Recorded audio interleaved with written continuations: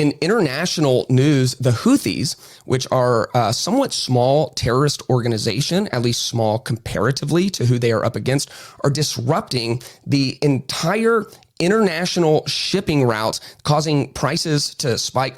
Who are the Houthis and how do they have so much outsized power? Let's look at this article from The Guardian. Who are the Houthis? They are a Yemeni militia group named after their founder, Hussein Badreddin al-Houthi. I'm great at names. And representing the Zaidi branch of Shia Islam, they emerged in the 1980s in opposition to Saudi Arabia's religious influence in Yemen. The group, which has an estimated 20,000 fighters and whose official name is Ansar Allah, runs most of the west of the country and is in charge of its Red Sea coastline. What is the group's relationship with Iran? The Houthis are backed by Iran as part of its long-standing hostility with Saudi Arabia and are supporting Hamas in the war in Gaza. Soon after the Hamas massacre on 7th of October, the Houthi leader said his forces were ready to move in the hundreds of thousands to join the Palestinian people and confront the enemy. So what has been happening in the Red Sea? The Red Sea, one of the world's most densely packed shipping channels, lies south of the Suez Canal, the most significant waterway connecting Europe to Asia and East Africa. Yemen is situated along the sea's southeast coast, where it meets the Gulf of Aden. Shortly after the start of the Gaza war, the Houthis began launching missile and drone attacks at vessels in the Red Sea, most of which were intercepted by U.S. and Israeli countermeasures. Now, I want us to also look at what this is causing. Houthi attacks on shipping in the Red Sea risk reigniting global supply chain crises. Attacks by the Iran-backed Houthi militants on commercial shipping vessels in the Red Sea, a critical juncture point for world trade, risk reigniting a supply chain crisis just as the global economy begins to recover from high inflation, chronic shortages, and bottlenecks. Shipping costs are already on the rise 8 weeks after the Yemeni rebel group first began targeting ships sailing through the Red Sea and the Suez Canal. About 15% of world shipping traffic, including 30% of global container trade, passes through the Suez Canal. But to avoid being attacked or having their cargo stolen, many ships are instead sailing around the Cape of Good Hope, which is the long way around the continent of Africa. That's who the Houthis are. That's what they're up to right now in the Red Sea. And this is what they could potentially cause and are already causing. Major shipping businesses have already said, we're just going to go the long way, which means it's going to cost more fuel, which means they're going to have to offset the cost of that fuel, which means they're going to have to charge more to the companies, which means the companies are going to have to raise their prices, which means this comparatively small, they keep calling militants, terrorist group, they are potentially going to cause the worldwide cost of almost all goods to increase by some percentage. And you're at home thinking, I'm already paying 30% more for groceries than I was 2 years ago. Wow. And I'm already paying significantly more for gas than I was paying 3 years ago.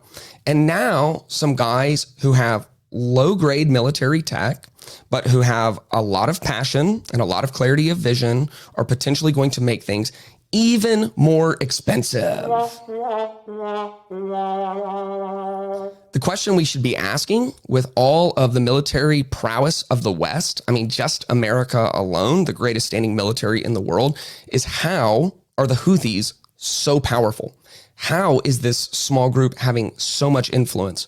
What happened last week is there was a targeted airstrike by a coalition of Western countries who took out some of their bases.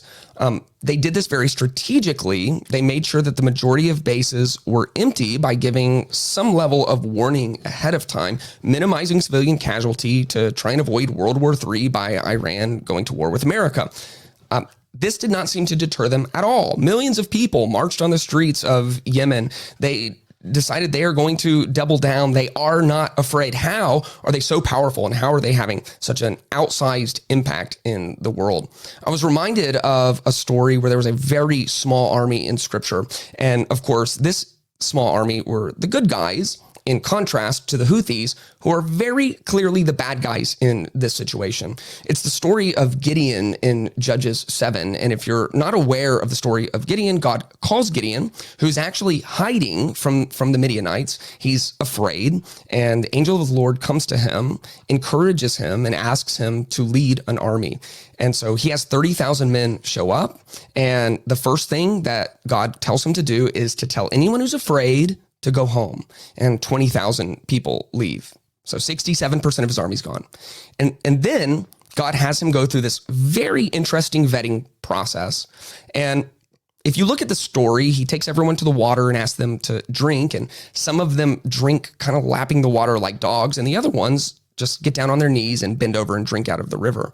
And it's a little bit confusing, but if you know the Jewish context, what he's actually trying to do is to decide who might worship idols and who does not worship idols, because idolatry was a big problem in Israel.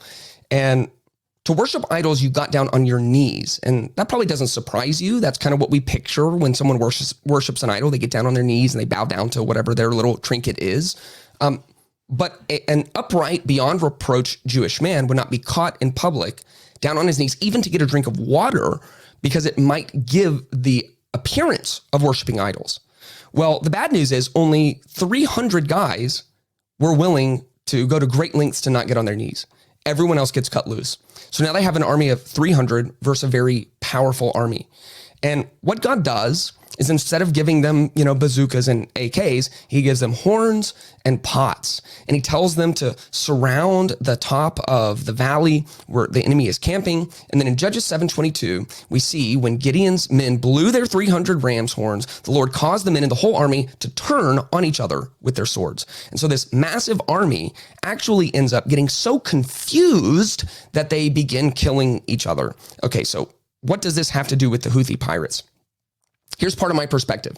The Houthis are capitalizing on three things: Western hesitancy, Western confusion, and Western lack of cohesion.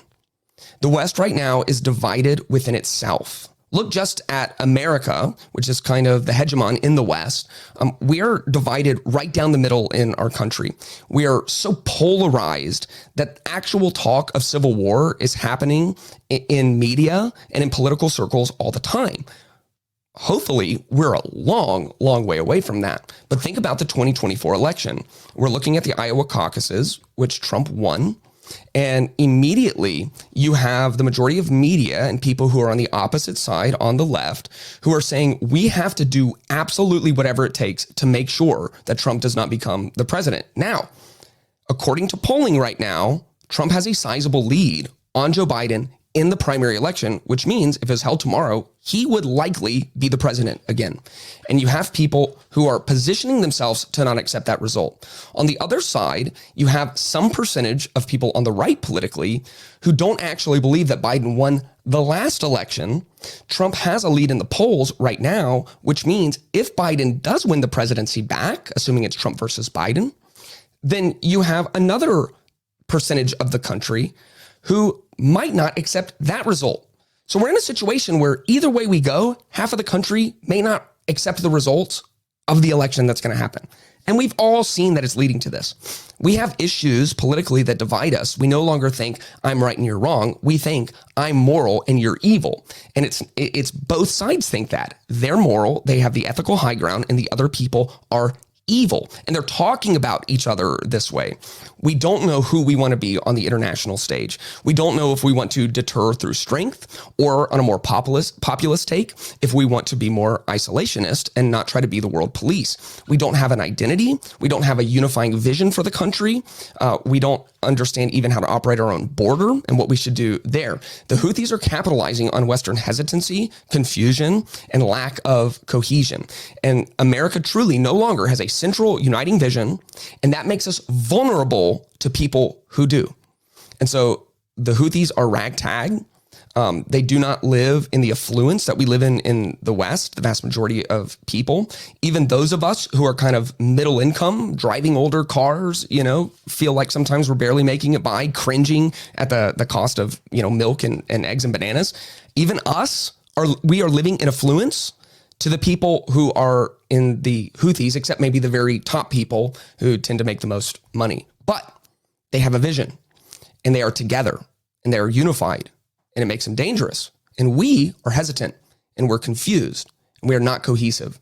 In Proverbs 17:1, it says, "Better a dry crust with peace and quiet than a house full of feasting with strife." I think that might be America right now. A house full of feasting, all the convenience we could ever want, all the affluence we could ever want, anything we could ever want, all the opportunity we could ever want. But we're full of strife, full of confusion. The Houthis just have a dry crust. They're not living in affluence. They're living hand to mouth, many of them, some of them living in absolute poverty, but they have unity and they have direction.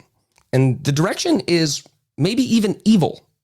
They are actively involved in terrorism, but they're together. And we need something that can unite us.